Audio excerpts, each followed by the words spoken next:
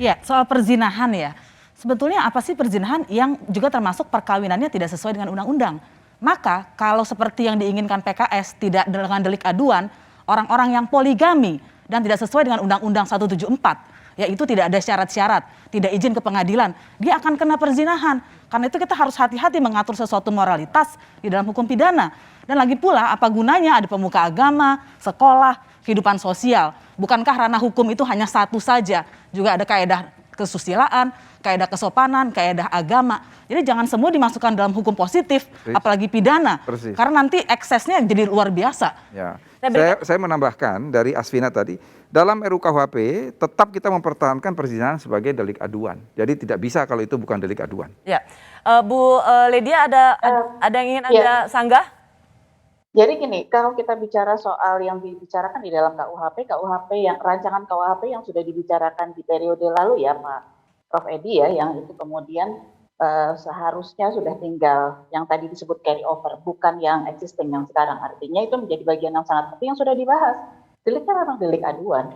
Karenanya kemudian hal-hal yang menjadi satu bagian yang harus kita sepakati adalah tadi kalau carry overnya itu segera saja, nggak harus menunda lagi pembahasan-pembahasan yang kemudian harus membuat draft baru dan lain sebagainya yang tadi Kak Willy sampaikan soal soal tindak pidana kesusilaan. Sebenarnya di KUHP yang carry over itu sudah ada dan itu sebenarnya sudah selesai. Jika kemudian pada saat ini kemudian sama-sama aja yang di carry over itu bahas bersama, karenanya salah satu pilihan yang alternatif usulan PKS pada waktu pembahasan adalah yang tadi kalau memang tidak mau segera dibahas KUHP yang carry over itu, masukkan saja pasal-pasal itu di dalam RUU TPKS. Oke. Ini jadi bagian yang kemudian ini sebenarnya agak bahasa teknis anggota DPR. Seharusnya kita bisa menyederhanakan ini bahasa publik. Publik hanya ingin tahu di mana sih soalnya. Kok kayaknya susah amat mensahkan sesuatu tentang yang ingin kita lindungi. Kita sama-sama bicara soal lindungi perempuan dan anak-anak. Tapi pada saat kesempatan kita ingin membuat aturannya kok susah amat. Bung Willy, di mana sebenarnya ketidaktemuan itu? Gini, itu partai itu berdiri atas perspektif masing-masing. Tapi yang harus kita lihat ada sebuah realitas dan fakta objektif. Kita harus berpikir ada res privata, ada res publica. Negara itu hanya mengurus kekerasan. Oke. Mens reanya kekerasan. Ya, karena tadi kalau kita sederhanakan ya supaya penonton bisa memahami apa yang kita katakan.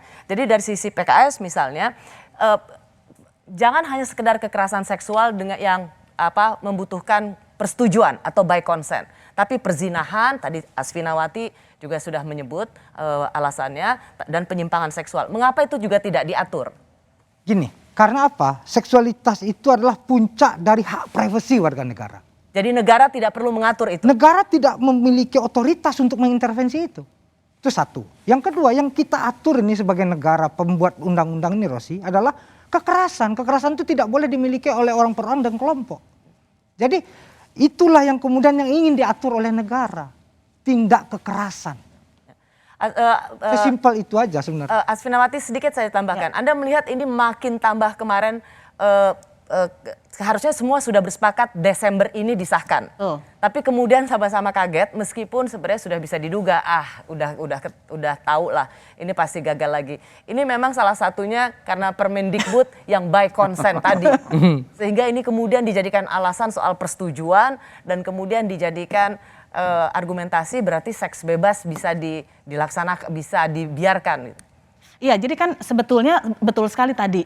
Negara itu harusnya mengatur sebuah kekerasan, yaitu kejahatan, kalau dianggap kejahatan yang ada korbannya. Ya. Karena itu kenapa delik aduan, korbannya adalah pasangan masing-masing. Kalau korbannya misalnya dalam pikiran PKS ya, yang kita hormati bersama, yaitu ada perzinahan, itu dilarang agama, itu ada ranah sendiri. Tapi apakah ketika ada dua orang yang belum menikah, berhubungan seksual di luar perkawinan, ada orang lain, kecuali kalau dia di ruang publik, itu harus dipidana juga. Tapi kalau dia di ruangan tertutup, siapa korbannya? Mungkin Bu Lydia akan bilang, moralitas saya, ya moralitas, ranah moralitas. Jadi kalau kita pakai tes, apa kerugiannya? Siapa kerugiannya? Patah di situ. Perzinahan yang tidak antara orang yang sudah kawin, tidak ada korbannya. Ya. Jadi Anda cukup sepakat bahwa negara tidak perlu ikut mencampuri urusan privat yang bersifat moral. Betul, karena itu berbahaya sekali ya. Misalnya begini. Apa konsekuensinya? Bahayanya di mana? Bahayanya misalnya begini. Saya tidak setuju misalnya dengan poligami, tapi di Undang-Undang 174 sudah ada. Tadi saya sebutkan itu. Kalau kemudian delik aduan tidak ada, maka akan ada banyak perempuan-perempuan yang akan jadi perempuan yang berpoligami, tidak melalui izin pengadilan, atau yang syarat-syaratnya tidak bisa memiliki anak dan lain-lain itu tidak terpenuhi, dia akan kena pidana perzinahan. Meskipun menurut keyakinan orang itu dia bilang itu bukan perzinahan, tapi by law berdasarkan hukum itu perzinahan. Itulah kalau kita mengambil satu norma dalam satu kelompok moralitas menjadi norma bersama.